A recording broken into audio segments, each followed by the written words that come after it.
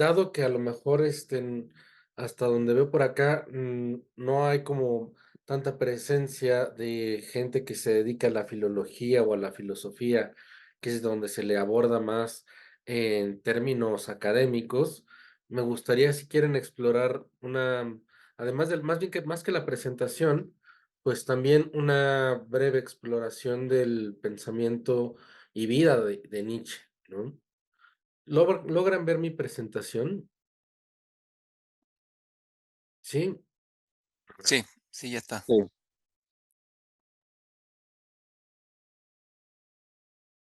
Bueno, pues Nietzsche nace el 15 de octubre de 1844 en Rücken, en Alemania, en lo que sería, bueno, actualmente Turinga, ¿no? Y bueno, vamos a ver acá lo pueden encontrar en el mapa dónde está Turinga y Rücken está más o menos por aquí, ¿no?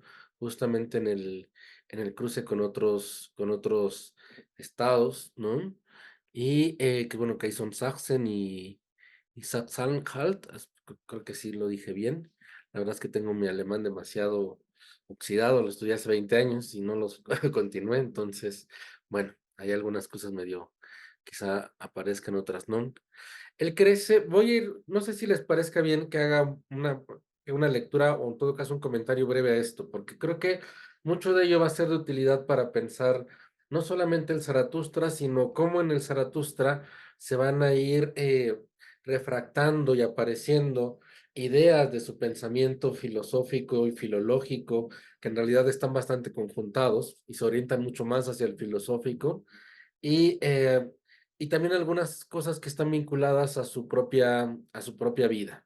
Entonces, creo que igual y es una buena oportunidad para más o menos dar una breve. Sé que en general la vida de Nietzsche suele ser más o menos conocida, entonces igual y esto simplemente es una pequeña forma de refrescar la memoria, ¿no? Él nace en un pueblo cerca de Leipzig. eh, Su padre es un pastor luterano y muere cuando Nietzsche tiene 3 años, está a punto de cumplir 4 años, ¿no? En realidad. Y tiene también un hermano menor que va a morir también cuando Nietzsche tiene 6 años y se queda viviendo con su abuela materna, las hermanas solteras de su padre y bajo la protección de un magistrado local, ¿no? Y él mismo tiene un escrito autobiográfico de juventud que escribe cuando él tiene aproximadamente 23, 24 años, ¿no? Entonces, eso quizá nos puede dar ya una idea de alguien que tiene una percepción de su propio trabajo. Hay incluso también bueno, circula en las diferentes biografías, eh, que él tiene un breve texto sobre el origen del mal y que lo escribe cuando tiene 10 años, ¿no? Y podría pensarse como una de sus primeras exploraciones. Nietzsche, al ser hijo justamente de un pastor luterano, que aparte era muy carismático y era muy querido por su comunidad y que tenía una interacción muy, muy activa y muy jovial y muy alegre con el niño Friedrich. Él aprende muy, muy joven muchos pasajes de la Biblia, ¿no? Entonces, eso también lo comento para que sepamos que por eso es que constantemente vamos a encontrar referencias, ya sea en términos de imágenes o en términos estilísticos o incluso parábolas que suelen ser como muy famosas o muy reconocidas de pasajes bíblicos, pero que ya están tergiversadas e intervenidas por el pensamiento de Nietzsche. Y no obstante son reconocibles como parte de esa estructura porque él se sabía muchos de estos pasajes desde su muy temprana infancia, dada su proximidad con su padre. Y al mismo tiempo fue un niño bastante piadoso, por decirlo en este sentido, ¿no? Y de hecho, él se orienta a estudiar teología, pero cuando cumple 20 años, empezó sus estudios en filología y en teología en la Universidad de Bonn, pero los abandonó tras un semestre, aunque él en realidad estaba estudiando en ese momento teología como se solía hacer más o menos en ese horizonte. Era como una especie de acceso a cierta formación gratuita, ¿no? Para ciertas poblaciones, pero en realidad lo que solían hacer era aprender ahí ciertas cosas y Nietzsche ya había tenido una crisis espiritual alrededor de cuando él tiene 14, 15 años. Entonces, para este momento, de alguna forma, cuando él tiene 20 y abandona sus estudios de teología y filología clásica, ya está pensando realmente en dedicarse a la filología, pero ya en un sentido bastante secular y bastante crítico de la espiritualidad cristiana, aunque eso se va a agudizar con el tiempo, ¿no? Pero vean lo que dice en esos escritos autobiográficos de juventud, ¿no? Dice, el primer acontecimiento que me conmocionó cuando aún estaba formándose mi conciencia fue la enfermedad de mi padre. Era un reblandecimiento cerebral, ¿no? Así se le llamaba en ese entonces bajo este horizonte o médico, ¿no? Bajo este paradigma. Dice, la intensidad de los dolores que sufría mi padre, la ceguera que le sobrevino, su figura macilienta, perdón, las lágrimas de mi madre, el aire preocupado del médico y finalmente los incautos comentarios de los lugareños debieron advertirme de la inminencia de la desgracia que nos amenazaba. Y esa desgracia vino, mi padre murió. Yo aún no había cumplido 4 años. Algunos meses después perdí a mi único hermano, un niño vivaz e inteligente que, presa de un ataque repentino de convulsiones, murió en unos instantes, ¿no?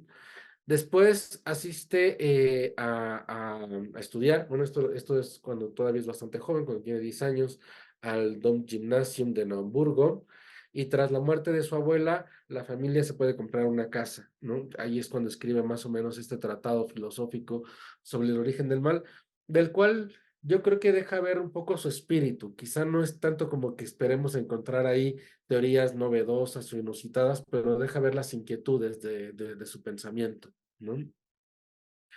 Y bueno, ya que se instala en 1865 en sus estudios filológicos, se familiariza con la obra de Arthur Schopenhauer, que probablemente lo ubiquen, es otro filósofo alemán bastante importante en este siglo, en este momento, aunque en realidad Schopenhauer no recibió mucho reconocimiento en su época. Él era una figura muy singular, ¿no? Era un joven estudiante cuando ya, por ejemplo, Hegel era catedrático en la misma universidad y pues los cursos de Hegel se llenaban y los de Schopenhauer apenas a veces había un par de personas, ¿no?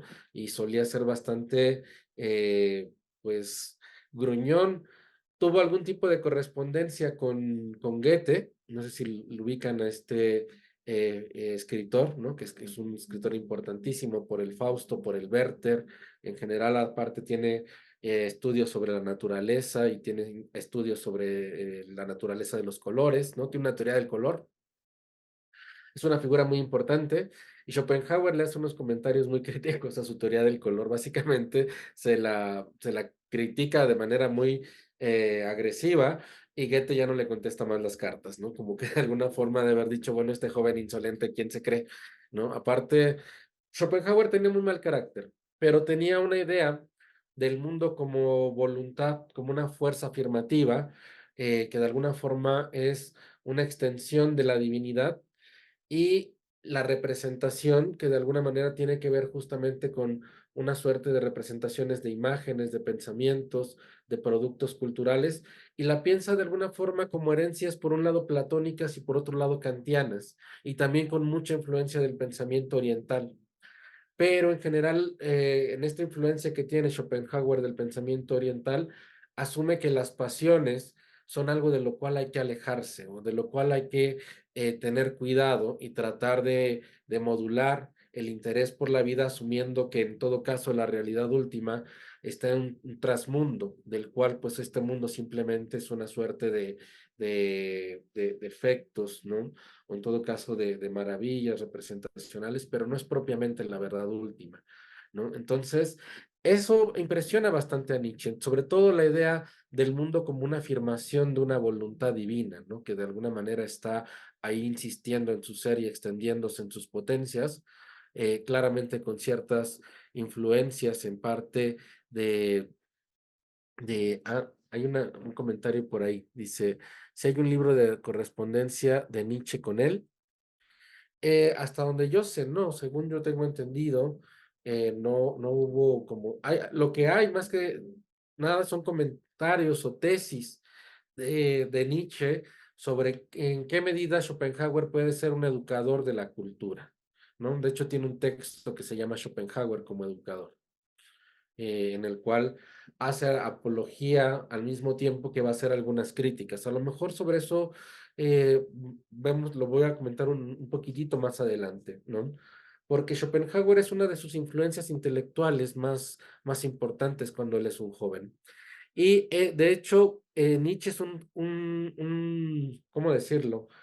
Un estudiante realmente muy brillante y se gana justamente la admiración de Friedrich Wilhelm Reich, ¿no? Que es justamente un filólogo que podemos ver por acá, una fotografía de él que lo va a impulsar y el impacto que tiene la inteligencia de Nietzsche en general en su horizonte de universidad hace que reciba una oferta de la Universidad de Basilea para ejercer como filólogo clásico, como una suerte de plaza, podríamos decir, antes de que sea licenciado como tal, y es un profesor muy joven, y después en la Universidad de Leipzig le concede en 1869 un doctorado sin examen y sin una tesis, por decirlo de alguna forma, debido a la calidad de sus investigaciones, ¿no?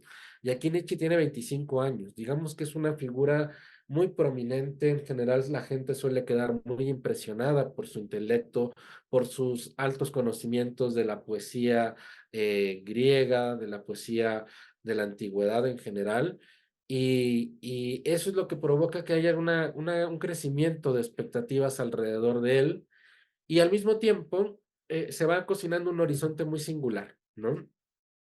Nietzsche conoce a Wagner justamente a partir de esta especie de que se enteran de que los dos son admiradores de Schopenhauer, ¿no? Y admiran el pensamiento de Schopenhauer. Y Nietzsche se vuelve un, eh, un asiduo a las reuniones que suele dar Richard Wagner, ¿no? A partir de 1868. Y también hay por ahí algunos rumores de que se enamora de su esposa, que es Cosima Wagner, ¿no? A lo mejor seguramente ya habían escuchado este tipo de cosas. Pero aquí digamos que se va a gestar lo que Nietzsche va a señalar después. Acá vemos justamente a Wagner con Cosima, ¿no? En una imagen. Este es el adolescente Nietzsche, ¿no? Pero aquí por eso comento esto, porque en esta admiración que de alguna forma tiene Nietzsche por Wagner al estar acercándose a sus ámbitos sociales, eh, Wagner le comenta un poco también cuáles son sus ideas de una obra de arte completa, ¿no? Que para él sería la ópera, ¿no? Y sería una obra de arte total porque involucraría considerar el arte como una fuerza que es una extensión de la naturaleza, que es una tesis romántica en el fondo, si lo piensan bien, pero al mismo tiempo la trata de pensar cercana al pensamiento de Schopenhauer. Y esto va a colarse en las tesis de lo que está preparando Nietzsche como su primer libro, que es El nacimiento de la tragedia, y que tiene como antecedentes, pues, algunos textos como La visión dionisíaca del mundo, en el cual Nietzsche está mezclando algunas ideas de la música de Wagner y al mismo tiempo tesis sobre Dionisos, este dios griego que empiezan a meterlo poco a poco en aprietos, ¿no? Entonces, por eso, más tarde, cuando él escriba una autobiografía que se llama Ecce Homo, él va a decir, e incluso antes, algunos años después, en un ensayo de autocrítica, va a decir que Wagner y Schopenhauer le arruinaron su primer libro, ¿no? Que se le colaron y que de alguna forma no dejaron que se dijera lo que él realmente quería decir, aunque lo cierto es que él estaba fascinado por ambas figuras, ¿no? Entonces es una cosa ahí bastante singular, ¿no?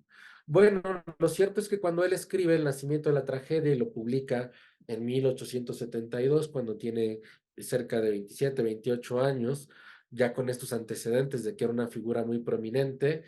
Tiene unas tesis que a lo mejor no sé si lo conozcan o alguien haya escuchado algo de él, porque no sé si detenerme demasiado en el nacimiento de la tragedia o no. Pero la síntesis, no sé si alguien quiere comentar, porque yo pregunto y me voy luego a responder. Bueno, si nadie lo quiere comentar, yo lo sintetizo, ¿no? Va a pensar en dos figuras, ¿no? Apolo y Dionisos, que son justamente dos dioses del panteón olímpico, ¿no? Dionisos también pertenece a los dioses telúricos, a los dioses de la tierra, pero también pertenece al panteón olímpico, ¿no? Y va a pensar en ellos como dos fuerzas que van a ser dos principios de la vida que están gestándose siempre con relación a las artes, ¿no? Apolo es un principio de figura, de forma, de belleza, de luz. Y cuando digo de figura y de forma, estoy pensando justamente en aspectos orientados hacia lo visual, ¿no? Hacia la belleza y al mismo tiempo hacia la figuración. Apolo es un dios de los sueños, pero también es un dios vinculado a la enfermedad y a la salud, curiosamente. Él es el padre de Asclepio, no sé si ubican a Asclepio, que justamente es un dios que es hijo de Apolo, que es precisamente el dios de los médicos en Grecia, ¿no? Y bueno, no me quiero meter demasiado por allí, pero por un lado tenemos a Apolo con estos principios luminosos, figurativos, ¿no? Principalmente, y por el otro lado, y que está asociado principalmente a lo visual, y por el otro lado, y al sueño, está Dionisos, que es un dios asociado a la música, pero también Dionisos está asociado a lo uno primordial, no está asociado a la locura, está asociado al placer, está asociado al desenfreno, está asociado a la locura misma también, ¿no? Entonces, Nietzsche va a postular esta idea de que hay una versión de Dionisos y de Apolo que no corresponden a lo que había explorado la filología alemana desde el siglo XVIII, principalmente, que los veían principalmente como, en general a los griegos como dioses armoniosos, ¿no? Como dioses, pues bastante ya eh, orientados hacia lo que van a ser después principios como de la racionalidad europea, de la mesura, de la contención, en general bastante bellos. Y Nietzsche lo que va a tratar de insistir en el origen de la tragedia, o el nacimiento de la tragedia más bien, es que ambos son principios fundacionales de las potencias artísticas de la realidad, pero al mismo tiempo hay en ellos cierta violencia y cierto horror, ¿no? Y esta tesis en realidad va a ser rechazada por casi toda la filología que le va a ser contemporánea, particularmente la de eh, Wilamowitz, que va a ser un filólogo que va a tratar de alguna forma hasta de frenar la carrera de Nietzsche, ¿no? Entonces, cuando ocurre esto, Nietzsche, en vez de recibir aplausos por el nacimiento de la tragedia, lo que va a recibir es justamente un silencio sepulcral. Nadie comenta su trabajo. En general, por los pasillos, quienes logran leer su libro, pues dicen que en realidad se está sacando tesis de filología sin fundamentos científicos, ¿no? Que en este caso la filología era muy rigurosa y era como bastante eh, orientada a un contraste de fuentes, ¿no? Y a fuentes, pues que de alguna manera estaban ya escolarizadas desde hacía largo tiempo en la escuela de filología alemana. Esto produce en Nietzsche pues un desconcierto y poco a poco sus salones, después de haber estado siendo los de un profesor joven bastante exitoso, se convierten en un lugar pues bastante aislado, ¿no? Y la carrera académica de Nietzsche se va en picado, ¿no? Para no hacerles el cuento largo. Entonces, esto provoca que poco a poco él empiece a pensar de una forma un poco más modesta su trabajo. Produce algunas piezas importantes en ese momento que son principalmente algunas consideraciones que se van a llamar después consideraciones intempestivas, que son importantes, por cierto, entre las cuales está justamente Schopenhauer como educador, otra que es sobre la utilidad y el perjuicio de la historia para la vida, Y finalmente, otra que se va a llamar Richard Wagner en Beirut, pero esa va a ser posterior, ¿no? Pero esto es importante porque em, Beirut significa para Wagner justamente la aparición de la posibilidad de la obra de arte total, ¿no? Y la ópera justamente como una obra de arte en la cual se conjunta pintura por la escenografía, se conjunta la danza, se conjunta la música, ¿no? Orquestada además, y aparte, pues recuerden estas óperas épicas de Wagner, ¿no? Que duran realmente horas y que aparte llevan todo este ímpetu romántico alemán de asimilar que su tradición mitológica realmente tiene la posibilidad de fundar un nuevo pueblo y una unificación alemana. Entonces, y al mismo tiempo, pues, hay ahí también una idea un poco, eh, podríamos decir que eh, como un caldo de cultivo para ideas que después van a ser bastante problemáticas. Sobre todo por lo siguiente, a pesar de que Nietzsche había estado en algún punto bastante fascinado por Cosima Wagner y por Wagner mismo, se da cuenta justamente cuando se hace este, este festival de Beirut, ¿no? Que es justamente el que va a presentar la ópera de Wagner y en general principalmente a figuras importantes de la cultura, del arte, de la intelectualidad. En general va a ser como todo un hito. Nietzsche acude y se da cuenta que en realidad es demasiado burgués para él, ¿no? En general. Y Nietzsche se queda muy decepcionado de que Wagner estaba mucho más interesado en las cuestiones escenográficas o incluso en la puesta en escena de las piezas propiamente, y que por otro lado se sentía en el aire una suerte de nacionalismo que a Nietzsche le causaba bastante conflicto. O sea, Nietzsche en general nunca van a encontrar un pensamiento nacionalista, va a criticarlo constantemente. De hecho, cuando él se va a Basilea, ya saben que eso está en Suiza, ¿no? Él renuncia a su nacionalidad alemana. Y ahí hay discrepancias históricas entre si se convierte en suizo o no. Hay algunas que sostienen que sí, hay otros que sostienen que en realidad se queda como apátrida, perdón. Pero esto va a ser lo que va a generar su distancia con Wagner. En parte también porque Cosima Wagner tenía muchas expresiones constantemente de antisemitismo y es algo que Nietzsche no soporta muy bien, no soporta esta idea de supremacía, ¿no? Y aparte de un nacionalismo alemán. Y esto es profundamente importante por lo siguiente, porque la hermana de Nietzsche, que justamente tiene una hermana menor que se llama Elizabeth, se va a casar más adelante justamente por acá está su hermana, a ver, déjenme, ahí está. Esta es la hermana de Nietzsche y este es su esposo de su hermana, que se llama Bernard Foster Nietzsche. Ellos se van a ir después de casarse a Uruguay y van a fundar una población que se llama Nueva Germania, que aparte tiene toda la influencia de un pensamiento eugenésico y nacionalista, profundamente antisemitista y en general pues con un espíritu pues, profundamente racista en realidad, ¿no? Y ella va a impulsar también, de hecho, tanto ella como su marido, eh, buena parte de los movimientos antisemitistas de finales del siglo XIX en Alemania. Bueno, también se va a regresar a Alemania después de que se suicida su marido. Pero bueno, hasta aquí vamos bien con la biografía de este sujeto. De alguna forma, Nietzsche en este periodo está un poco como, pues, vagabundeando, va a renunciar en el 79 a su puesto como profesor. A partir de eso se va a quedar con una pensión, básicamente su sueldo, ¿no? Porque él ya tenía de alguna forma su plaza o su cátedra más bien.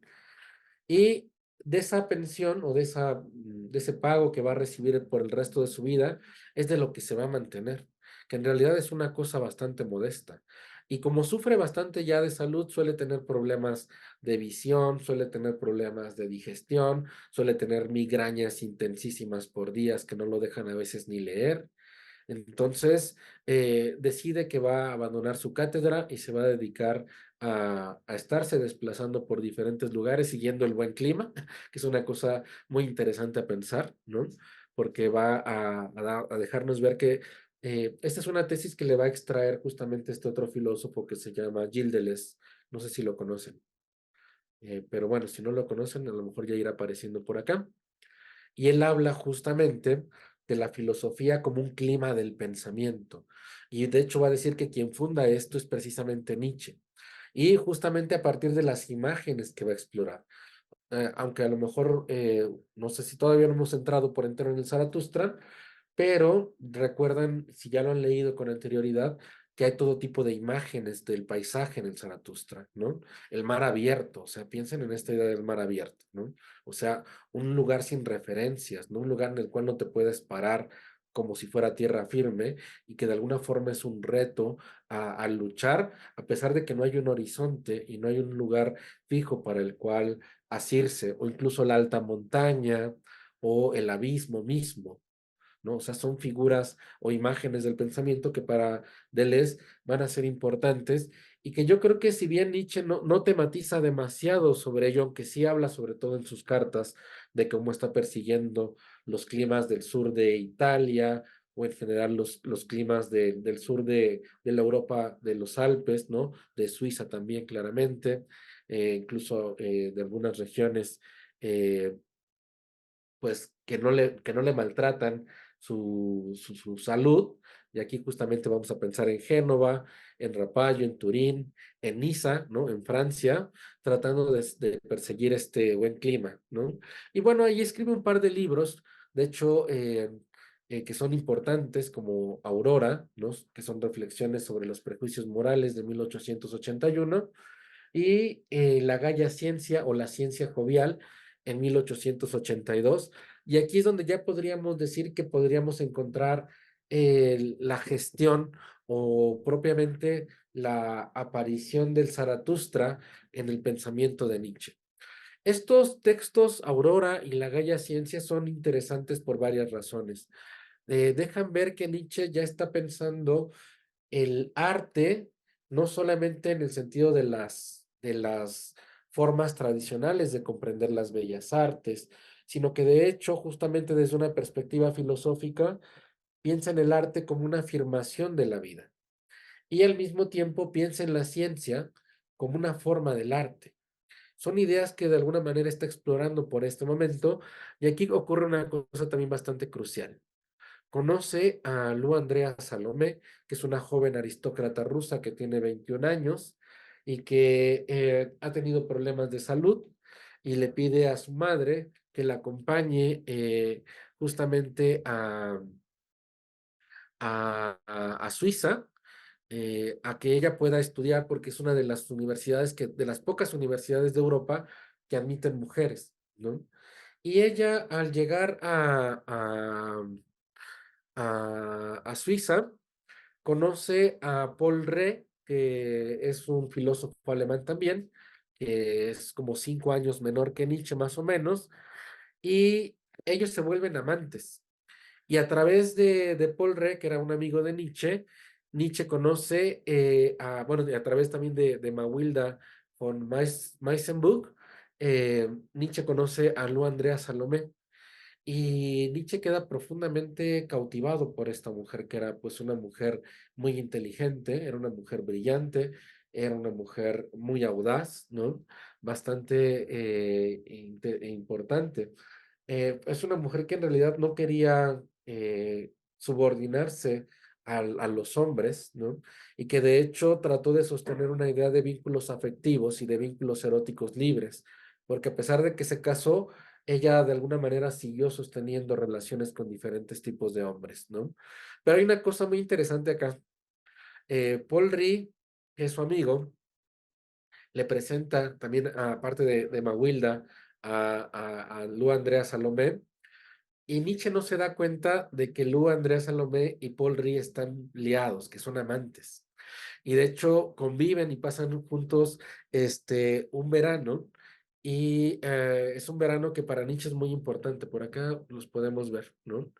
Este es Paul Rée, este es Lu Andrea Salomé cuando tiene 21 años y este es Nietzsche que debe de tener aproximadamente 36 más o menos. aproximadamente en el 82, ¿no? Entonces, él no se da cuenta de que ellos dos son amantes y le pide a Paul Ree que le diga o que le pregunte o que le vaya preparando el camino para que él le pida la mano. Esta es Lu Andrea Salome, ¿no? Como se darán cuenta, era una mujer pues bastante atractiva, ¿no? Y bastante guapa y bastante inteligente. Entonces, es interesante pues que Nietzsche quedara profundamente prendado de ella, ¿no? Pero Lu en realidad no está nada interesada en él, ¿no? Por un lado está con Paul Ree y por otro lado, as- sobre esto no es tan claro el asunto, hay como que discrepancias, pero es probable que ella supiera que Nietzsche se había infectado de sífilis eh, eh, años antes. Sobre esto también hay discrepancias, justamente en los diferentes biógrafos.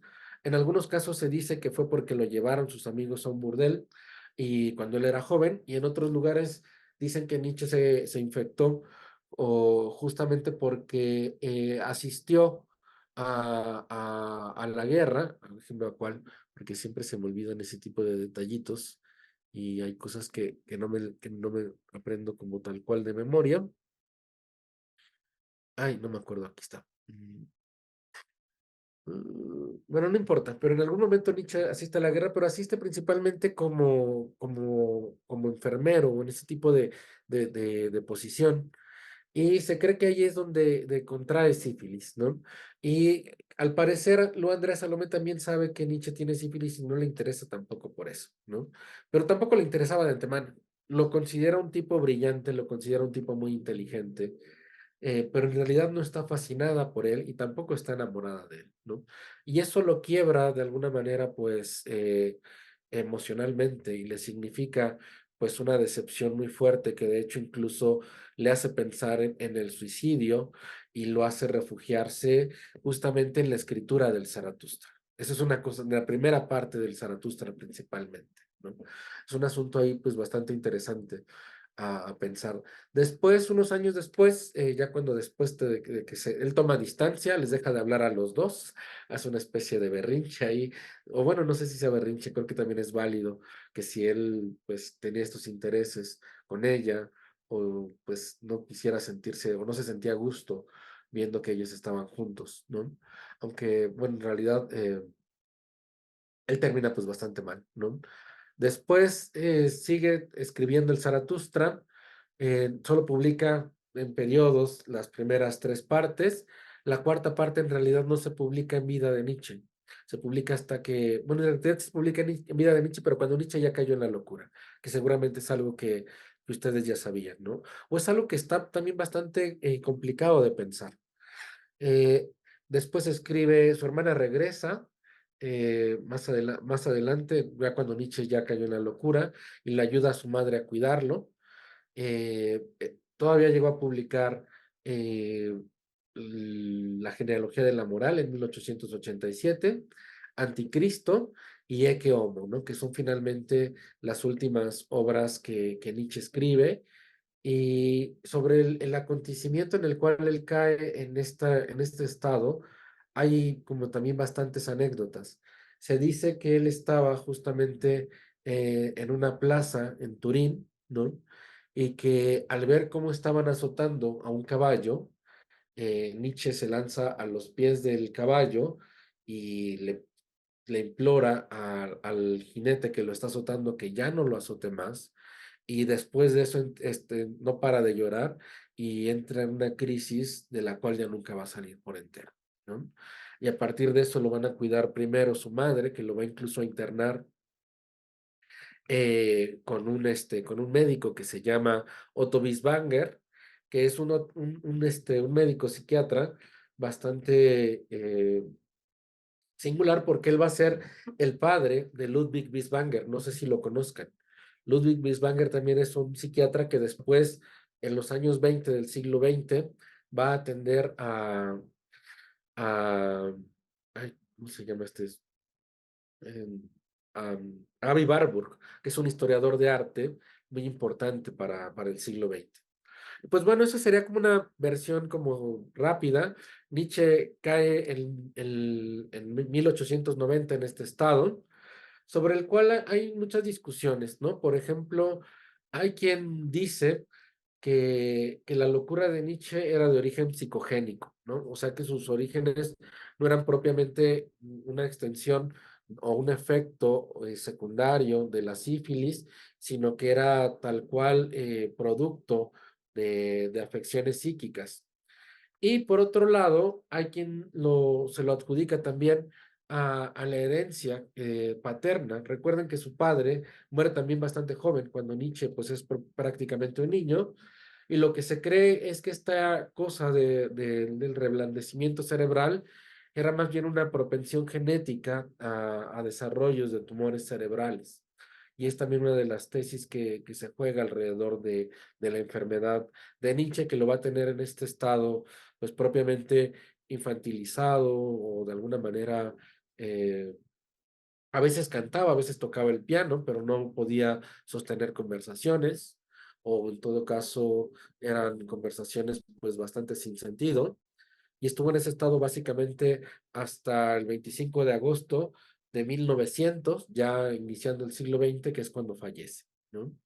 Y quien se queda con su legado, aquí lo vemos justamente en una foto con su madre, ya cuando está siendo cuidado por ella, pero quien se queda con su cuidado, bueno, con sus trabajos, por cierto, es su hermana, Elizabeth Foster, que va a editar muchas de las obras de Nietzsche, y ya les había comentado que esta mujer era antisemita, ¿no? Entonces, Jimena nos dice dicen que tenía esquizofrenia. No sé si tú quieras comentar algo al respecto, Jimena, de una vez.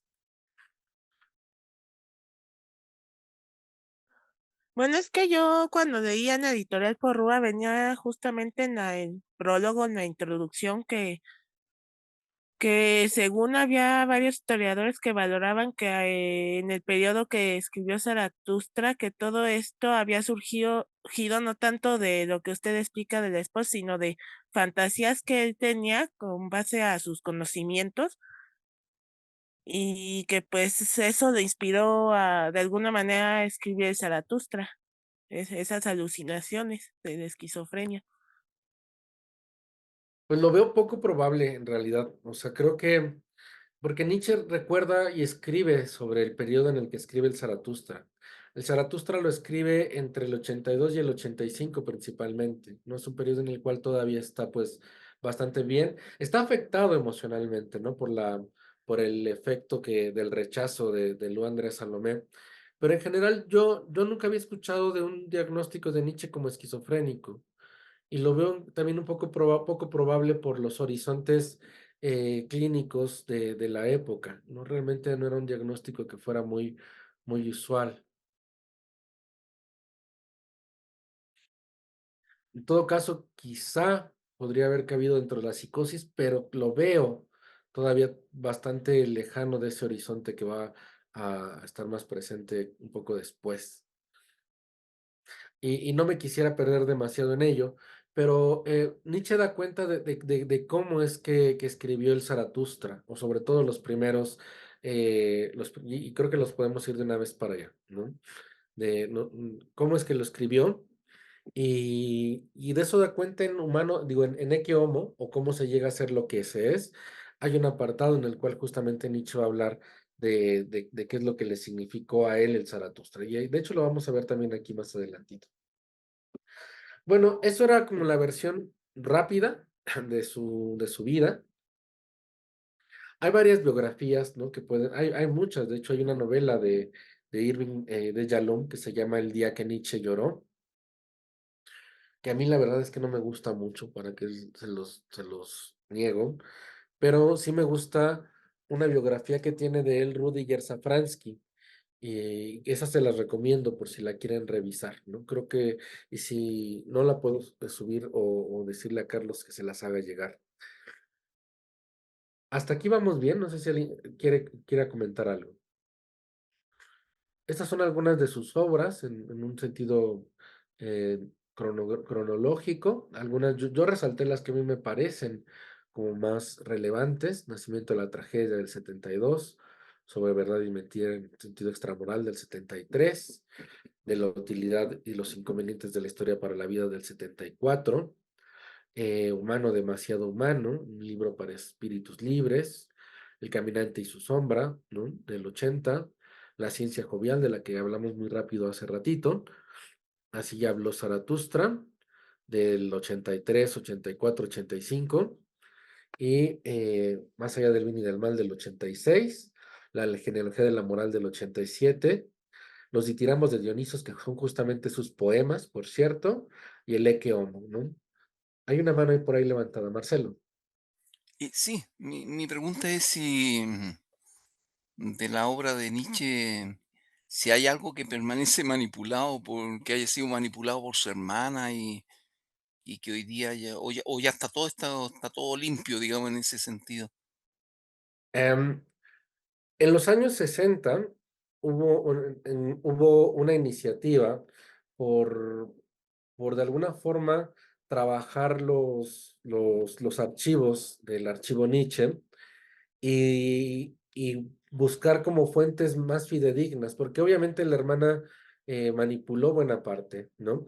De hecho, ella publicó eh, una versión de escritos póstumos, de escritos que Nietzsche estaba considerando para un libro, pero que en realidad nunca se conformó, que se llama La voluntad de poder. O sea, estos eran principalmente notas, había esquemas, había muchas ideas, y es un texto que de hecho ustedes pueden encontrar más o menos fácilmente en diferentes lugares, ¿no?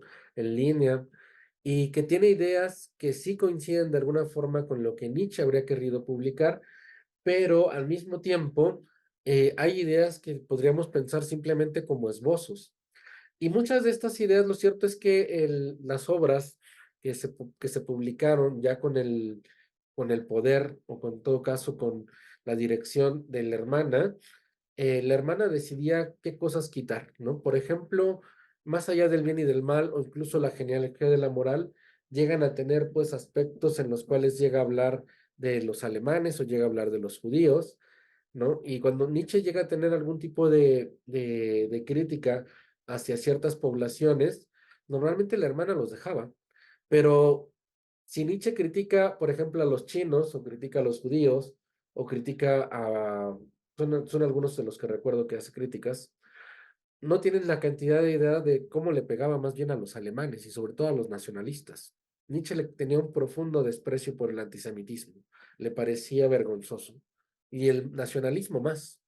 Entonces, en los años 50 y 60 hubo una edición de Giorgio Colli, que a lo mejor lo ubican, que también es un escritor y un filósofo, y un colega suyo, y estas ediciones las pueden encontrar como Colli Montinari, y a partir de ahí podríamos decir que ya tenemos un Nietzsche más fino y más fidedigno. Jorge, desde los años 60 para acá, de alguna forma se pudo depurar buena parte de lo que la hermana había mutilado.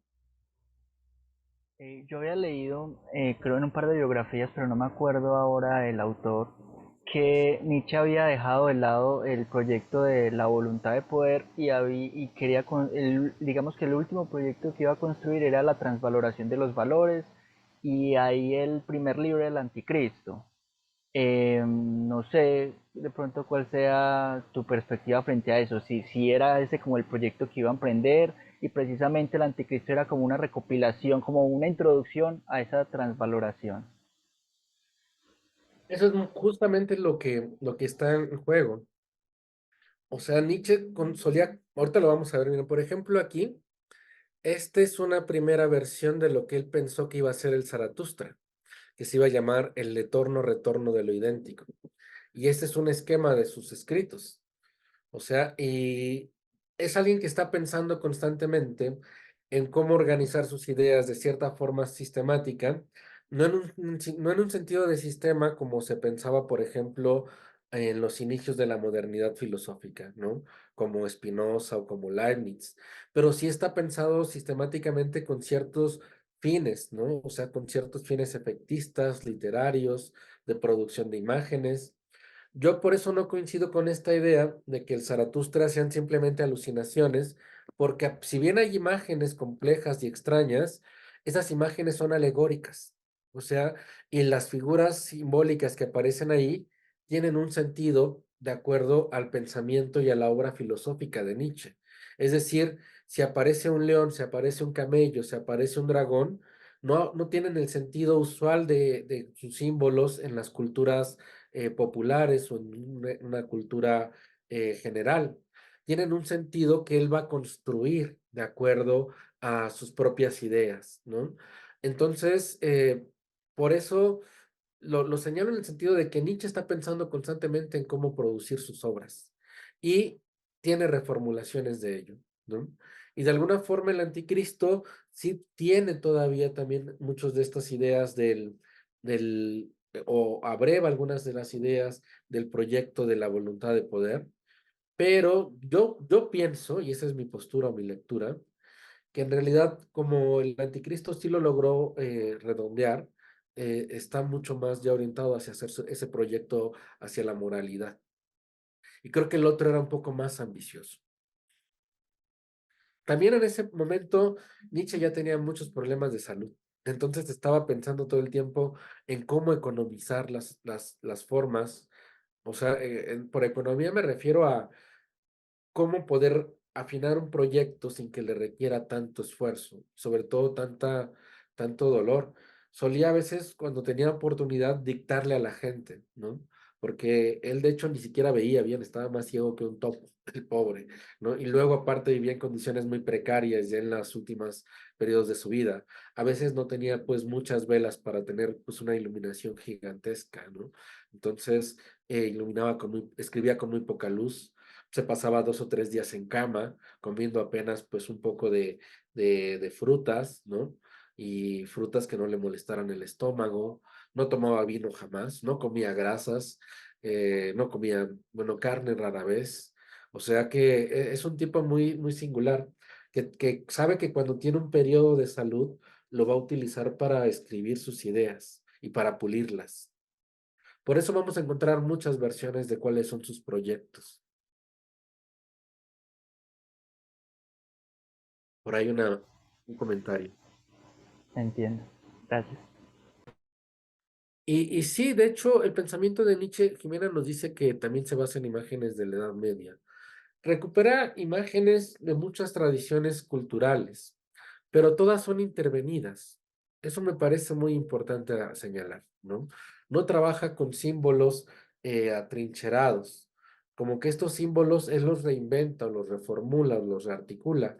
Y esto es eso lo vamos a ver con más detenimiento probablemente en las sesiones próximas, sobre todo porque una de las recepciones más o menos tempranas, una recepción que hay de este libro, del Zaratustra, por ejemplo, por Gustav Jung, que seguramente lo conocen, que fue un psicoanalista, pero también es un filósofo alquimista, podríamos decir, o un filósofo de la psicología profunda.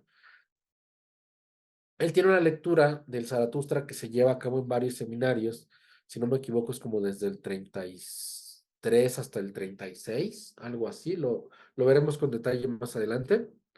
Y Jung trata de jalar una interpretación más simbólica con símbolos más estáticos, pero en realidad los símbolos en Nietzsche no son tan estáticos. O en todo caso, él los reformula. ¿Alguna otra cosa por allí? Y yo quiero entrar esto está en la introducción que hace Andrés Sánchez Pascual a la versión de Alianza, de una triple génesis afectiva de Así habló Zaratustra. Disculpen que estoy un poco mormado, pero es que he estado batallando ahí un poco con el clima. ¿Hasta aquí vamos bien? ¿Sí? Bueno, vamos a hablar de lo siguiente, ¿no? Andrés Sánchez Pascual, que es el traductor, principalmente traductor al castellano en las ediciones de Alianza, que es una de las traducciones como más usuales. No sé si es la que es la que yo les recomiendo, por cierto, y es la que probablemente les hicieron llegar en PDF. También está buena la que circula en Gredos, pero esta de Alianza podríamos decir que es la que se suele usar académicamente, ¿no? Yo no he revisado propiamente otras versiones. Tengo la intención de revisar justamente aprovechando el curso en la edición de Cátedra y quizá también la edición de Gredos, pero les voy a ser franco. Para lo que a mí me interesa revisar las otras traducciones es principalmente para ver asuntos de estilo, porque creo que en términos de un cuidado de edición, esta de Alianza es muy buena, porque en las notas del traductor va a ir vinculando las imágenes que aparecen en los diferentes pasajes del Zaratustra con otras ideas o conceptos o posturas o momentos de la obra de Nietzsche, y al mismo tiempo con sus influencias, ¿no? Con Schopenhauer, incluso con sus influencias literarias, a pesar de que los llega a criticar como Dostoyevsky, ¿no? Por ejemplo, o incluso con la música, ¿no? Con Wagner, con, eh, con otros autores musicales que van a aparecer por allí eventualmente en la obra de Nietzsche. Y las notas del traductor de Alianza realmente son muy, muy útiles, ¿no? Les van a aclarar muchas cosas. Yo les recomiendo que trabajen con esa. Y por eso, bueno, eso es lo que va a decir por acá Andrés Sánchez Pascual, ¿no? Va a hablar de una triple génesis, o sea, un triple origen del Zaratustra. Un origen afectivo que tiene que ver justamente con su ruptura, más bien el rechazo, porque no hubo, bueno, sí hay ruptura, pero no hubo una relación en sentido estricto, ¿no? Hubo en todo caso una relación de amistad, de admiración, de mutua, ¿no? A veces la gente, sobre todo, yo me he dado cuenta que cuando suelen hablar de Lu Andrea Salomé, sobre todo en la filosofía, suelen pensarla como una discípula de Nietzsche. Yo lo pensaría al revés incluso, ¿saben? O sea, creo que es ella la que le da una especie de revitalización al pensamiento de Nietzsche. Le deja ver pues sus ideas sobre la libre vinculación de los individuos, le deja ver también sus ideas sobre la no subordinación de las mujeres al matrimonio o a los hombres, o incluso a cierta idea de construcción cultural e intelectual. O sea, y creo que esos son atributos que dejan ver por cuál Nietzsche estaba tan fascinado por ella. Y eso que es una mujer de 21 años y él tiene 30 y tantos, ¿no? Y bueno, esa es una génesis afectiva. Hay una génesis conceptual que tiene que ver justo con esta pretensión de Nietzsche de encontrar una filosofía nueva, que ya no esté atrapada por un vocabulario académico y al mismo tiempo que no esté atrapado por un vocabulario de la metafísica. Quiere utilizar sus conocimientos en poesía. Recuerden que Nietzsche es filólogo, o sea, también es filósofo, pero la formación en sentido estricto es como filólogo. O sea, y conoce a los poetas de la antigüedad, ¿no? Conoce muy bien claramente a Homero, conoce claramente a Hesiodo, conoce claramente a Píndaro, conoce también el romanticismo. Uno de sus autores predilectos es Friedrich Hölderlin, no sé si lo ubican, el de los Hiperión y el de los signos eh, ay, se me olvidaron cómo se llaman sus himnos. Iba a decir los himnos a la noche, pero esos son de Novalis. Eh, Vamos a ver la próxima sesión, yo creo, algunos de los referentes del romanticismo, cuando veamos la idea de la muerte de Dios, que va a ser una idea muy presente en el Zaratustra, que ya estaba prefigurada, por cierto, en la ciencia jovial, en el parágrafo 125, pero yo creo que para eso nos vamos a esperar. Pero la síntesis conceptual es muy interesante porque lo que quiere hacer Nietzsche es cómo encuentro una obra filosófica, cómo produzco una obra filosófica que pueda llevar a cabo mi crítica a la metafísica, mi crítica al cristianismo, mi crítica al platonismo, mi crítica a lo que él considera el nihilismo europeo. Y al mismo tiempo que él sabe muy bien que muchas veces de las posturas críticas de sus contemporáneos, a veces ya están pues bastante salpicadas por pesimismo, por decirlo de alguna forma.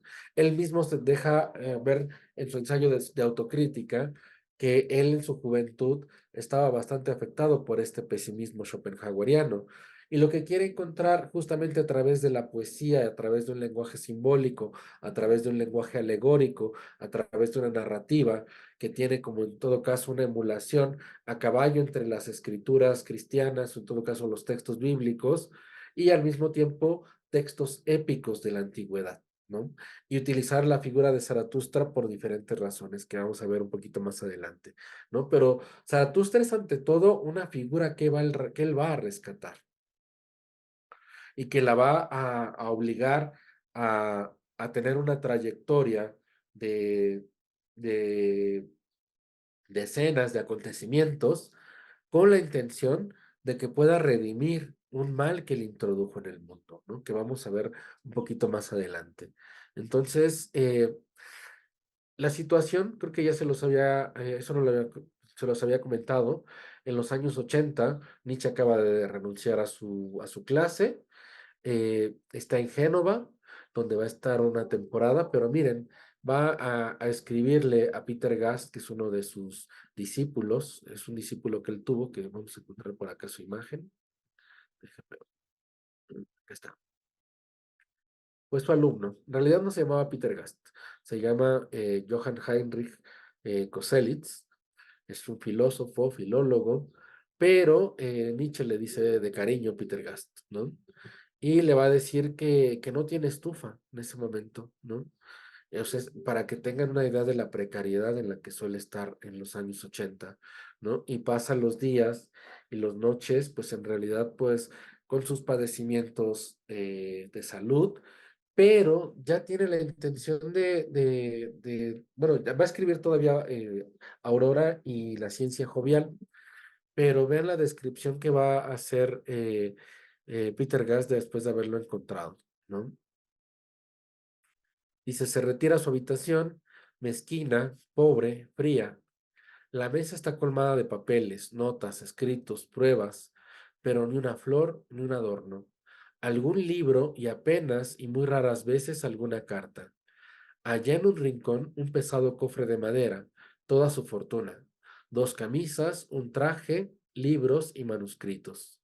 Sobre un estante, muchas botellitas, frascos y medicinas con que combatir sus dolores de cabeza que le tienen loco durante horas y más horas para luchar con los calambres del estómago, los vómitos, para vencer su pereza intestinal y sobre todo para combatir con cloral y veronal su terrible insomnio, un horrible arsenal de venenos y drogas, que es la única ayuda que puede encontrar en el vacío de un cuarto extranjero, donde no le es posible hallar otro reposo que el obtenido por un sueño corto, artificial, forzado.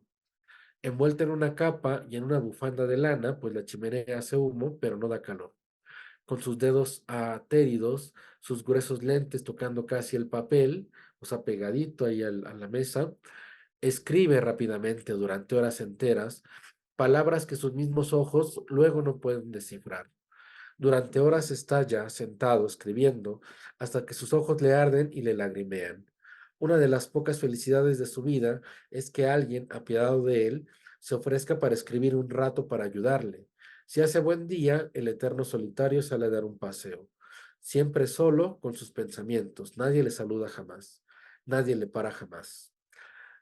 El tiempo malo, la nieve, la lluvia, todo eso que él odia tanto, le retiene prisionero en su cuarto. Nunca abandona su habitación para buscar la compañía de los otros, para buscar otras personas. Por la noche, un par de pastelillos, una tacita de té flojo y enseguida otra vez a la soledad eterna con sus pensamientos.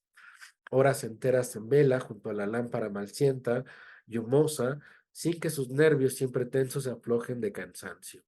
Después echa mano del cloral u otro hipnótico cualquiera y así a la fuerza se duerme. Se duerme como las demás personas, como las personas que no piensan ni son perseguidas por el demonio.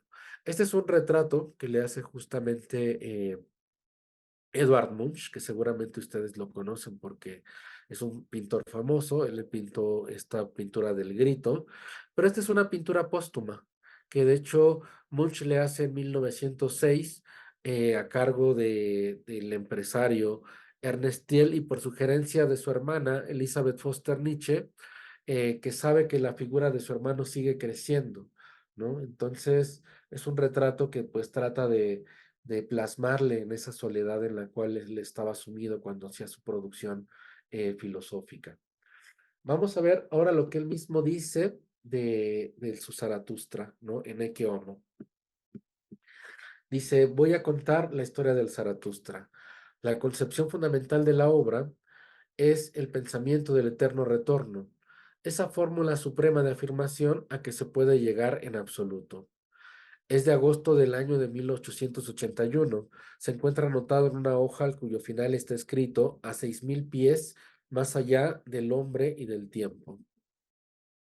Aquel día caminaba yo junto al lago de Silvaplana a través de los bosques, junto a una imponente roca que se eleva en forma de pirámide, no lejos de Surley.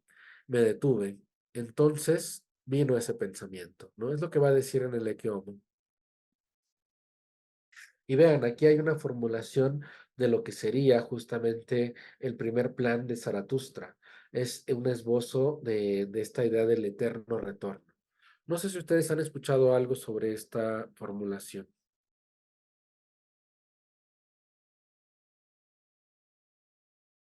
¿Nada?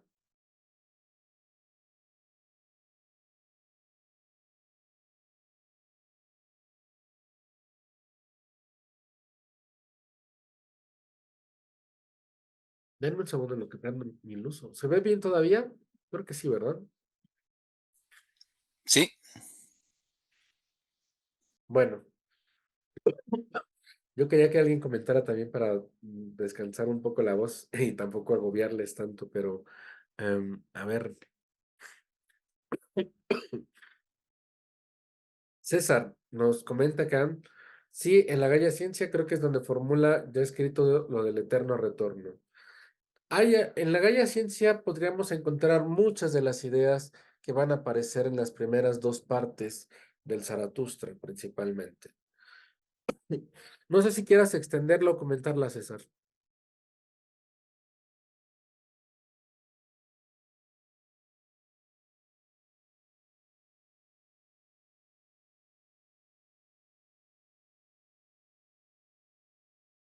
Marcelo, adelante, por favor.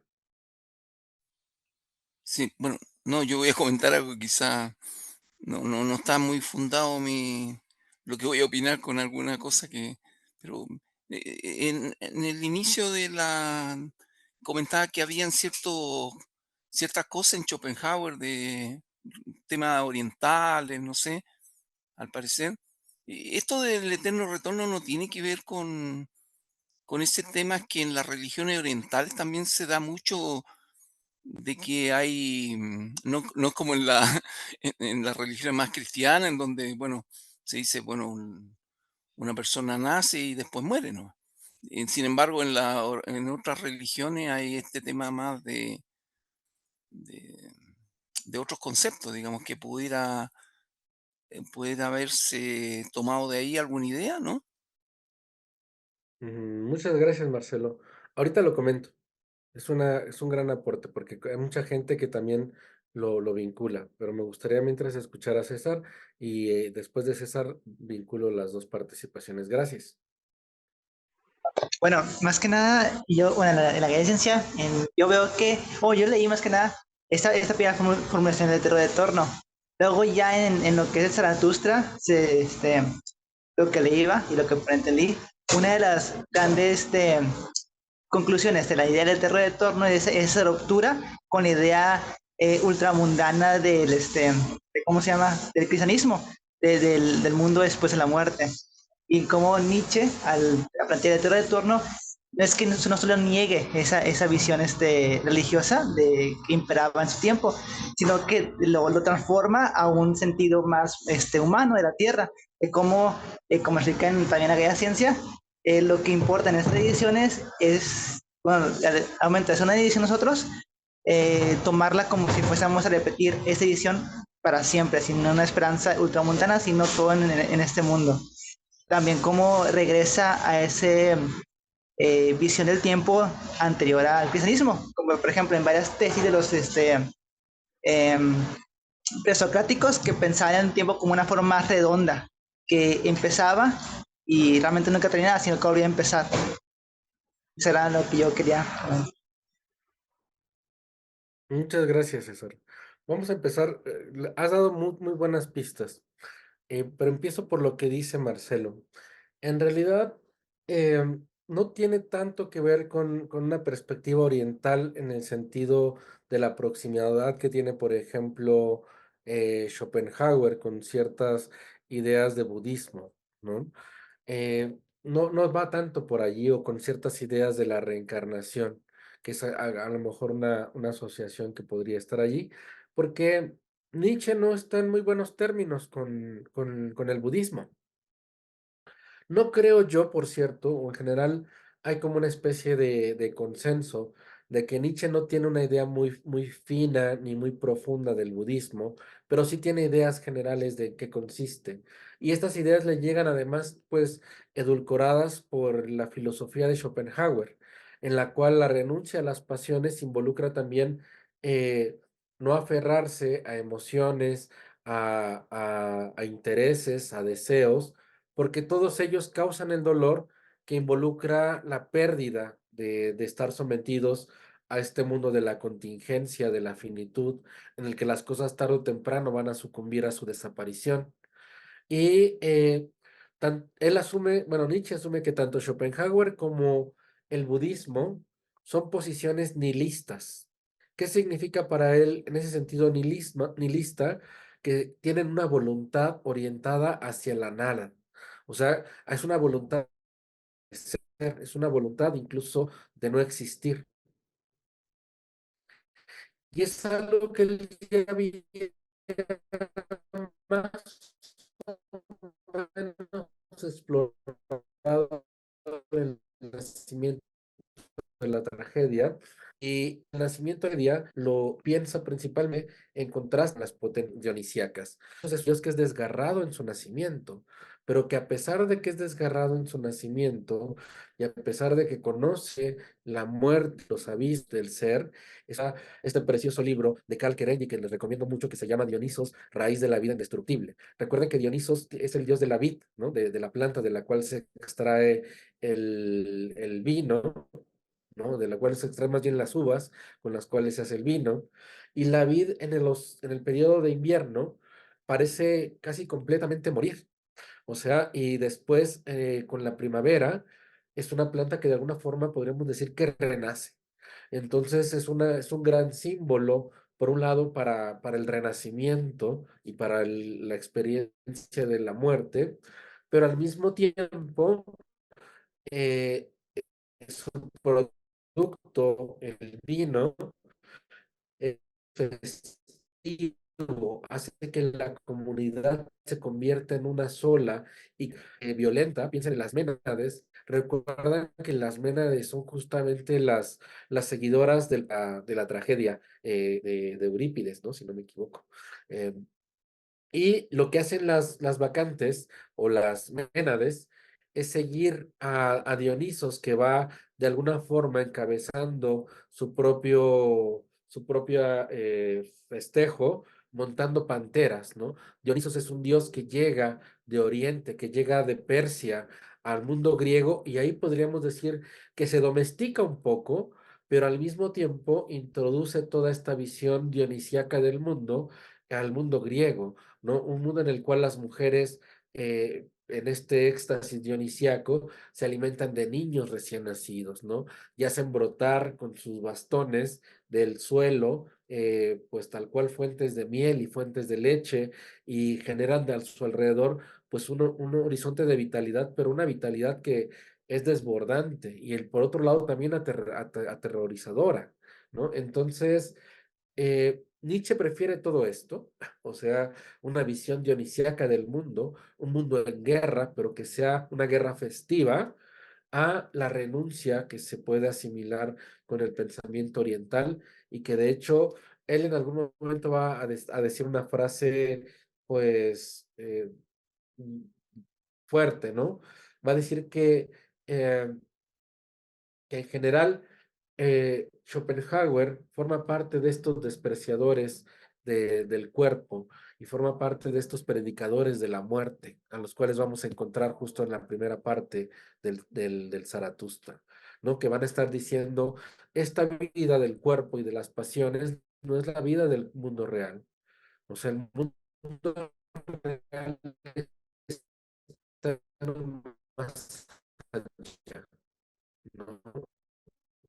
Son los predicadores de la muerte, la muerte. Y justo viene lo que está comentando César, ¿no? Nietzsche va a rescatar la idea de la eternidad griega, ¿no? Hay un comentario por allí. ¿Se trabó? ¿Me escuchan? Sí, hay momentos en que no se escucha bien. Ay, a ver, dejo de compartir mi pantalla.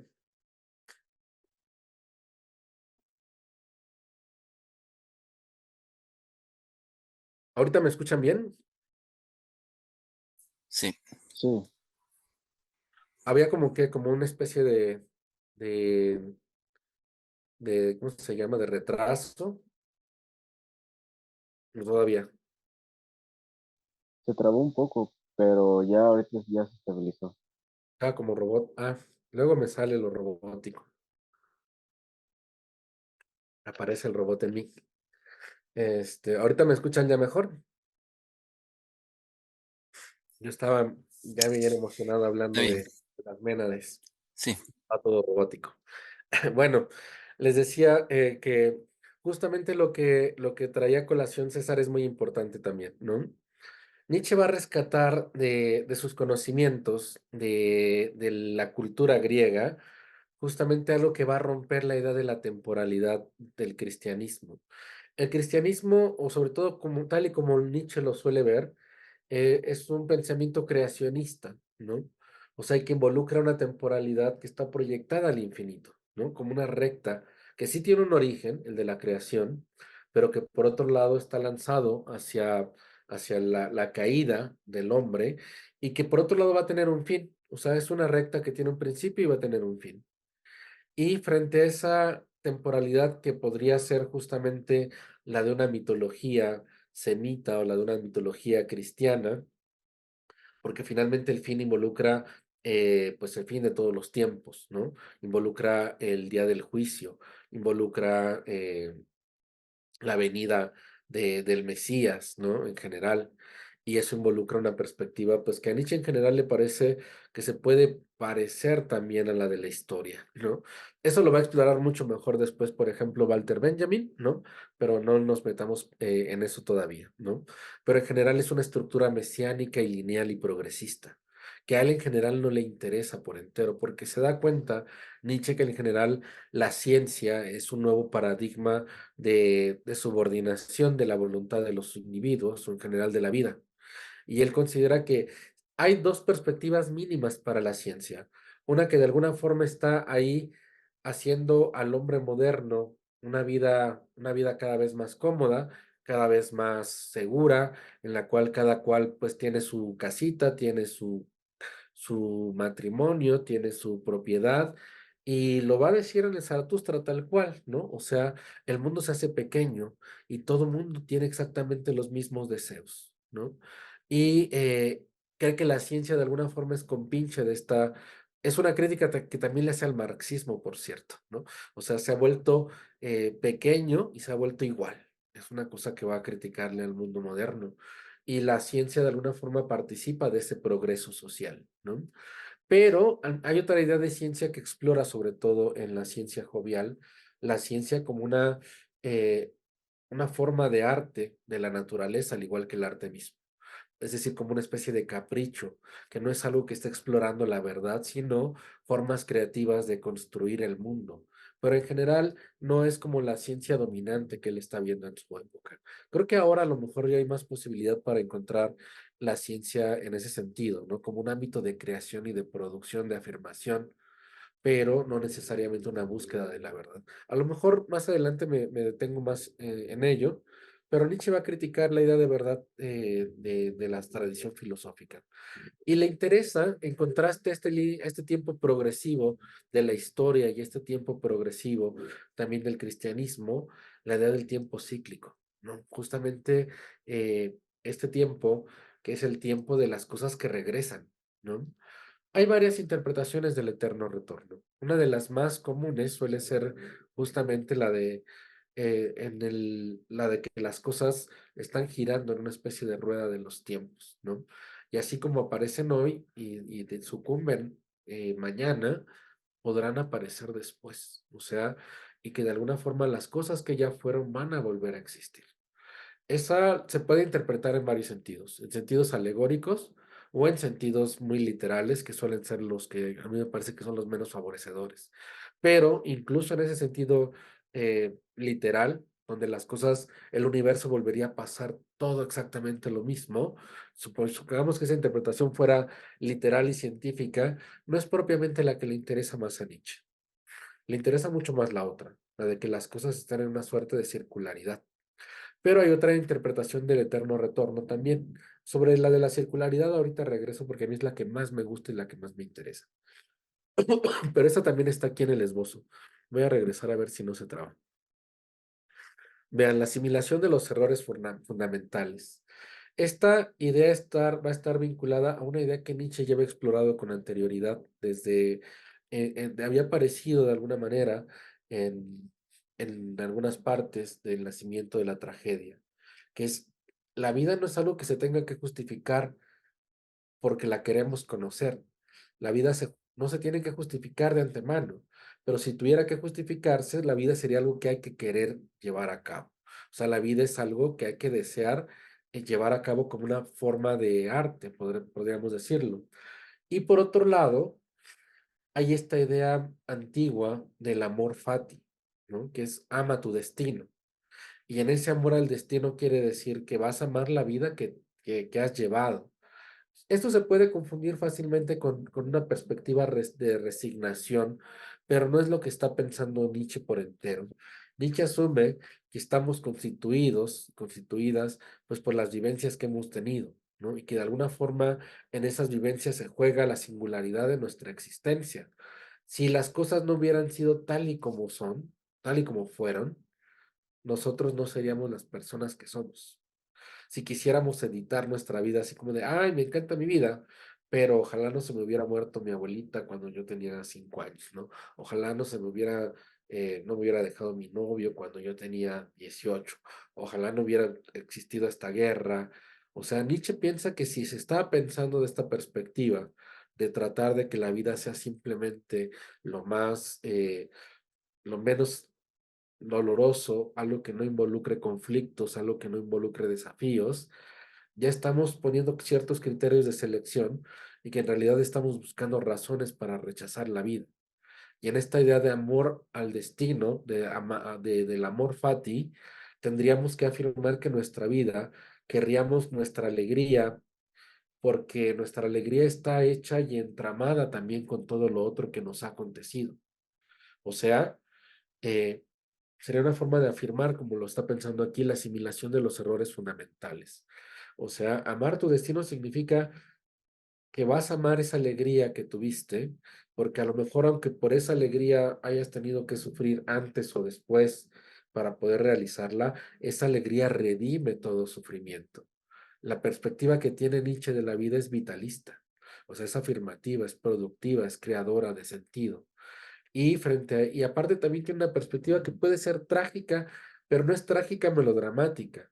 Más bien es trágica porque asume que el dolor es parte de nuestra existencia y que querer quitarle o querer extirpar el dolor de nuestras vivencias deja ver una suerte de resentimiento, deja ver un odio a la vida como tal. Es complicado, ¿no? Porque justamente, adelante, Marlon. Bueno, quería también yo em, decir algo acerca del Eterno Retorno, sobre una propuesta de interpretación también que alguna vez leí por accidente, la verdad no sé de dónde, pero me quedó muy grabada, sobre que el Eterno Retorno también es como un tipo de motivación en el que propone que si cada aspecto de nuestra vida se volviera a repetir, ¿qué, qué tipo de vida quisiéramos llevar? Entonces, sabiendo eso, que todo se va a volver a repetir, pues yo tomaría decisiones sabiendo que lo que voy a estar siempre tomando esas decisiones, y eso va vinculado mucho como al superhombre, ¿no? Entonces, si también aspiramos al superhombre, esas decisiones que tenemos que tomar, pues tienen que ser las mejores para ese cometido.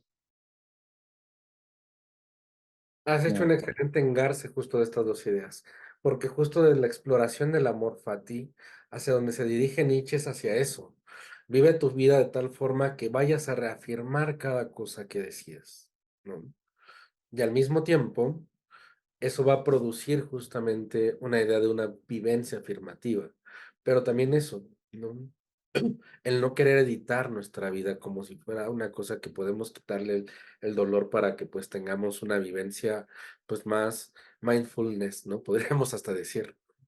O sea, Nietzsche está en contra de estos suplementos que en realidad suelen ser eh, pues trasmundos o visiones que quieren eludir la fuerza misma de la vida, porque en la destrucción que puede caber y en el dolor que hay en la vida no deja de haber potencia y fuerza, ¿no? En ese sentido, vive tu vida de tal forma que afirmes cada una de las cosas que has vivido, de tal manera que las puedas querer a volver a vivir, ¿no? Incluso si fuera eternamente.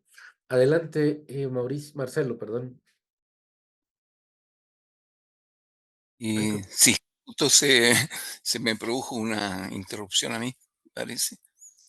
Ah, sí, bueno, yo quería consultar en función de lo que se comentaba de esto de este amor al destino y esa aceptación de Nietzsche del dolor y toda esa visión, puesto que justo cuando él escribe Zaratustra, por lo que se comenta acá también, él pasaba por problemas bastante fuertes de salud y qué sé yo, bueno, en todo el entorno. Al parecer no tenía ni siquiera abrigo, quizás ni comía ni bien, no dormía. Sin embargo, su literatura, su obra es vitalista. Entonces, ¿cómo influye esa enfermedad y la vida de él en ese momento en la obra?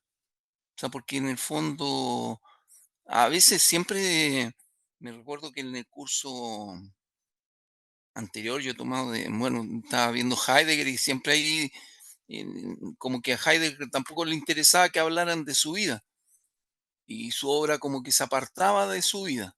En cambio acá parece que esa hay una conjunción de ambas cosas. Ese es mi comentario o consulta. Es también muy, muy, muy atinado por lo siguiente.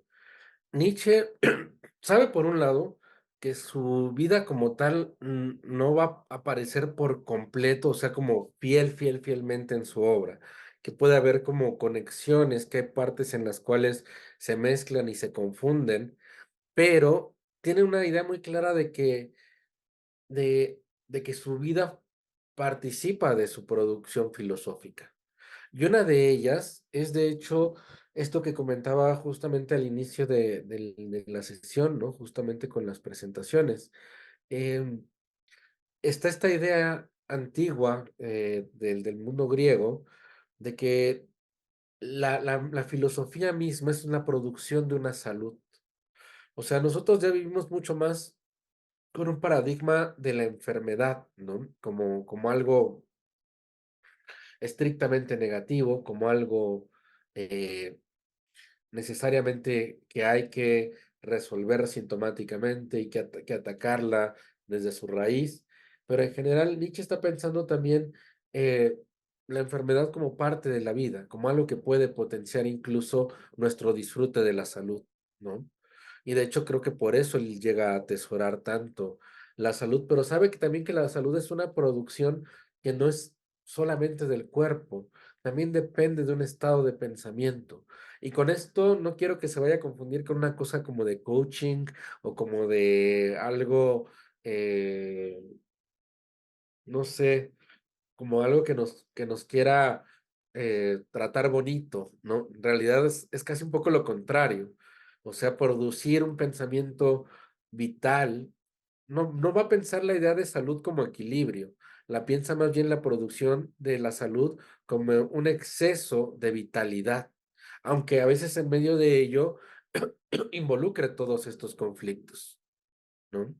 Y miren que se cuidaba, ¿no? Lo que se tenía que cuidar, pues porque casi todo lo podía llevar a estar tumbado en cama 3 días, ¿no? Y aún así no habla pestes de la enfermedad como tal. Suele pensar incluso que la enfermedad es algo que está ahí ayudándole a pensar, ¿no? Es una condición para su pensamiento, curiosamente, ¿no? Hay un texto muy bello que creo que vamos a ver de Mónica Cragnolini, que es una filósofa argentina que yo les recomiendo muchísimo, es brillante y es una gran conocedora de Nietzsche, que tiene tal cual una exploración de la salud de Nietzsche. Voy a buscarlo porque lo debo de tener por allí en algún archivo y para rescatar algunas ideas.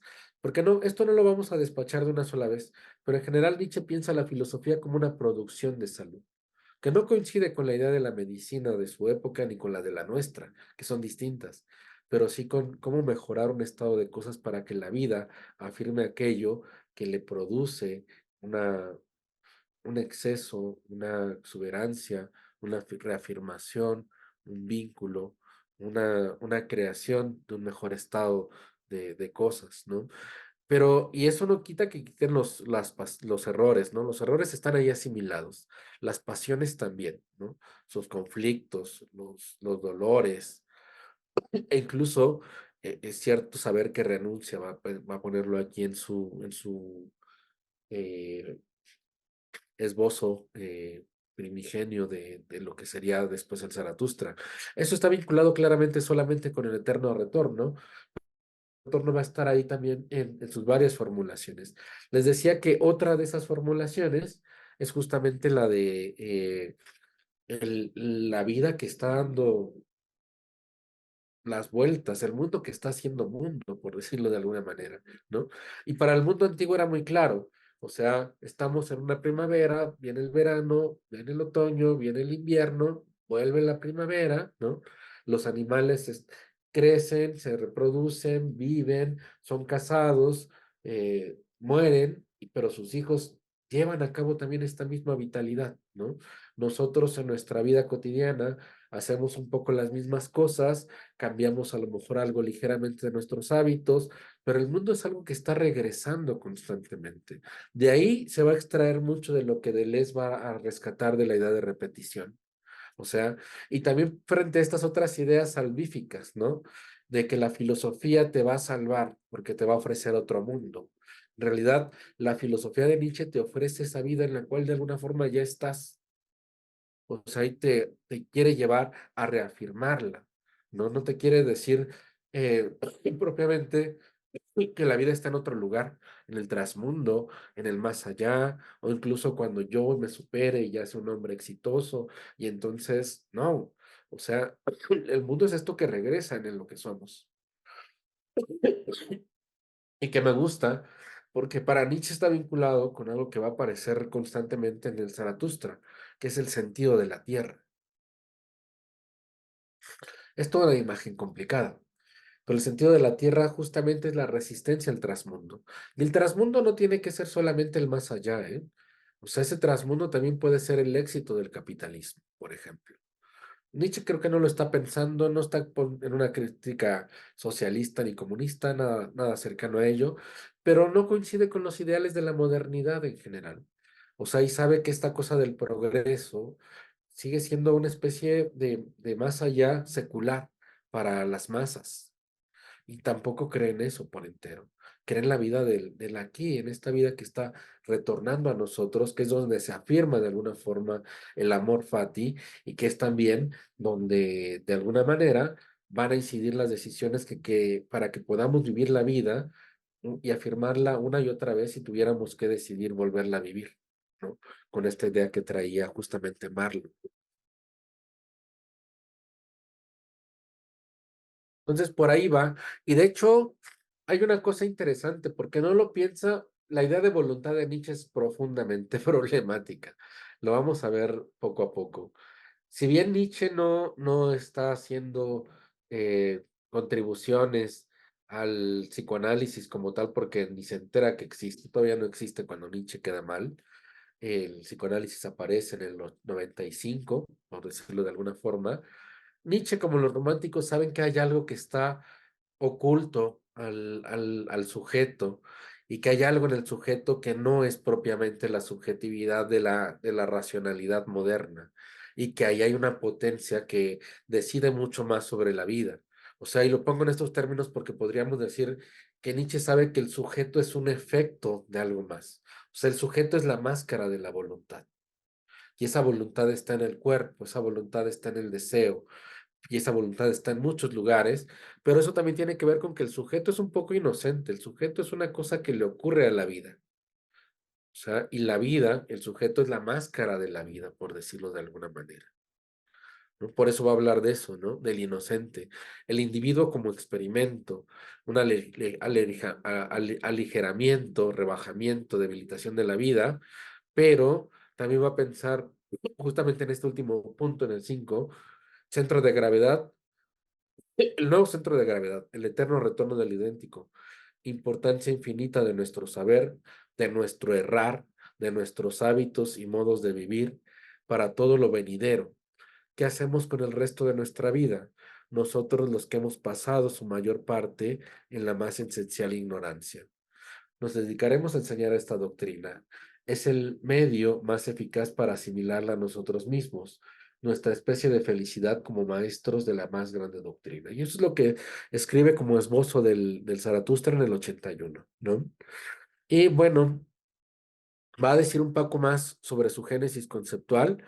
Estos son, actualmente son imágenes actuales de Portofino y de la bahía de Rapallo en Italia, donde va a redactar o le van a aparecer las primeras imágenes del Zaratustra. Miren, esto es lo que él describe de su estancia en Portofino, ¿no? Dice, aquí estaba yo sentado, aguardando a nada más allá del bien y del mal, disfrutando ya de la luz, ya de la sombra, siendo totalmente solo juego, totalmente mar, totalmente mediodía, totalmente tiempo sin meta. Entonces, de repente, amiga, el que era uno se convirtió en dos, ¿no? O sea, aparece Zaratustra como proyecto. ¿Cómo hacer una filosofía que los lleve a esta idea de negar la metafísica, negar el nihilismo, afirmar el aquí y ahora? Ese aquí y ahora es el sentido de la tierra, ¿no? Y va a decir poco a poco en el Zaratustra, ¿no? O sea, de no renunciar, no hay que renunciar al sentido de la tierra, ¿no? O sea, y ese sentido de la tierra también es el baile del mundo. Dejar que ese sujeto que somos sea precisamente ese juego del ser, ¿no?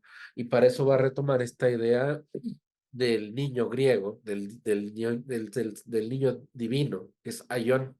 ¿Recuerdan este parágrafo, bueno, más bien este fragmento de Heráclito, en el cual dice que la eternidad es un niño que está jugando en la playa a construir y a destruir, pues, mundos, ¿no? O sea, y es más o menos la idea que también tiene Nietzsche respecto del mundo como juego, ¿no?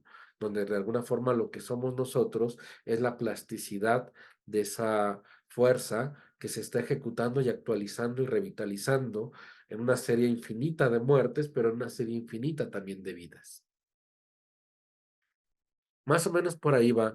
Ahí hay unas cosas interesantes sobre su propio testimonio, pero ya andamos un poco con el tiempo encima y yo no quiero dejar la oportunidad para preguntar si ustedes quieren comentar algo más. Podemos empezar con esto la siguiente sesión, ya que vamos a arrancar propiamente con el prólogo del Zaratustra, ¿no? Y pues la publicación del me quedaron aquí algunas cosas pendientes muy breves, pero creo que con eso podemos empezar la siguiente sesión. Creo que como preámbulo para ver la génesis conceptual, un poco también las condiciones de pensamiento de Nietzsche, algunas de sus primeras ideas y la aparición del eterno retorno como el primer esbozo del Zaratustra, son un buen punto de partida a mi consideración. Pero por eso les quiero dar la palabra para los minutos que quedan. Hasta aquí vamos más o menos bien. Creo que es una sesión muy introductoria, muy periférica. Todavía no hemos entrado por entero al Zaratustra, pero es material que nos es de utilidad para que cuando entremos vayamos viendo ya qué es lo que Nietzsche quiere poner sobre la mesa con este texto. ¿Algún comentario o pregunta? Puede ser también de, de, de carácter de pregunta. De, de los textos que están recomendados subieron a Canvas, había un texto primario para el curso que es de Bátimo Sí, y recomendaba leer algunos. ¿Eso seguimos esa pauta también? Porque yo les recomiendo. había, sí, Sí, de hecho, esos textos de Batman me gustan particularmente porque creo que son introductorios al pensamiento de Nietzsche. Y sobre todo al Nietzsche que es anterior al Zaratustra. Entonces les va a servir un poco para que vean qué ideas ya ha desarrollado al momento en el que está escribiendo el Zaratustra, que es una obra, podríamos decir tal cual de madurez, no es una obra temprana, ¿no? No es una obra, y pues bueno, Nietzsche deja de escribir cuando tiene que 45 años aproximadamente, entonces, es una edad pues bastante joven a mi consideración, ¿no? Pero em, es un pensamiento pues bastante profundo en realidad, ¿no?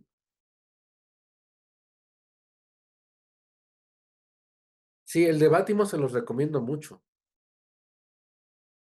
César tiene una pregunta sobre la estructura del curso. Eh, yo yo hice justamente, les voy a compartir mi pantalla para ver, compartirles justamente lo que para mí es el plan, ¿no? Hoy justamente íbamos a ver la introducción a la vida y a la obra del pensamiento de Nietzsche, ¿no? Con la introducción de Danesa Suches Pascual, y yo esperaba que a lo mejor llegara Bátimo, aunque en realidad no llegamos a Bátimo, pero no sé si detenerme demasiado en Bátimo. Yo se los recomiendo como bibliografía también como secundaria, y ya para la siguiente sesión, creo que todavía no íbamos a empezar a ver propiamente el Zaratustra, sino hasta la cuarta sesión. No sé si les parezca esta estructura adecuada. Para mí es mi sugerencia de que veamos un poco de teoría antes de entrar al Zaratustra. Justamente la próxima es una de Cragnolini, ¿no? La construcción de la subjetividad de Nietzsche, y al mismo tiempo un capítulo más de introducción a Nietzsche de Gianni Battimo, para que veamos más ideas de Nietzsche, y para que cuando entremos al Zaratustra veamos cómo están ahí apareciendo también, ¿no? Si les parece o quieren ya entrar de una vez, eh, porque en realidad este seminario está hecho solamente para abordar la primera y la segunda parte del Zaratustra, o nada más.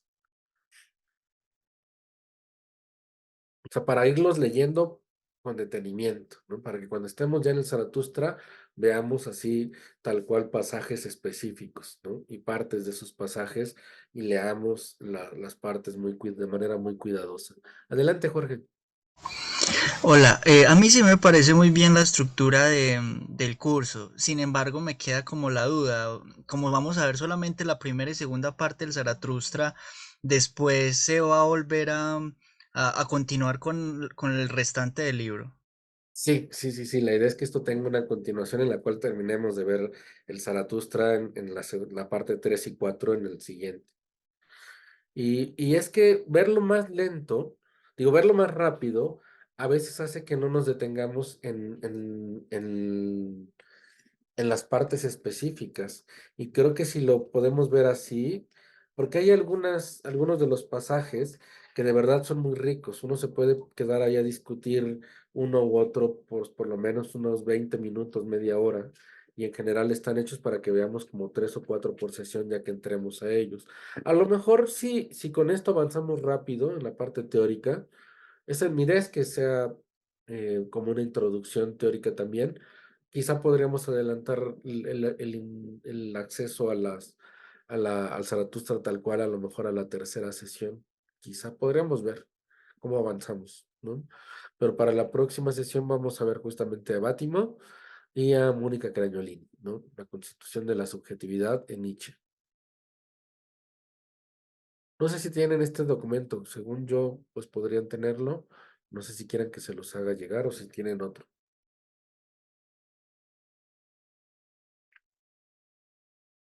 Y creo que en el Canvas ahí mismo está, el documento como tal no está, pero creo que en el Canvas está estructurado de la misma manera.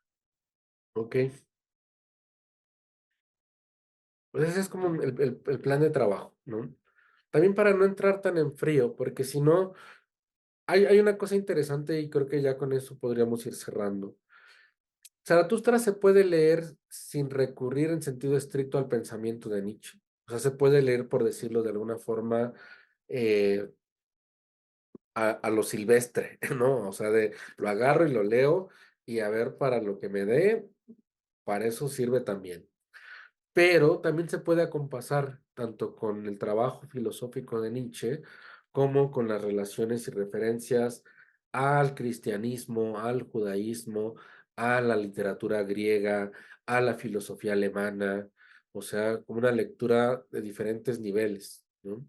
Entonces creo que eh, esta es una que invita mucho a pensarlo muy de cerca del pensamiento filosófico de Nietzsche. O sea, porque en realidad Nietzsche pensaba que el Zaratustra podía ser una extensión de su filosofía, pero al mismo tiempo inaugurar algo nuevo para el pensamiento occidental en general. Entonces es algo que en realidad está dentro del corpus de su obra filosófica, pero también está al mismo tiempo, paradójica y contradictoriamente, al margen de su obra. O sea, de hecho, él le dedicó un especial cuidado, sabiendo que quizá iba a poder tener su propia deriva.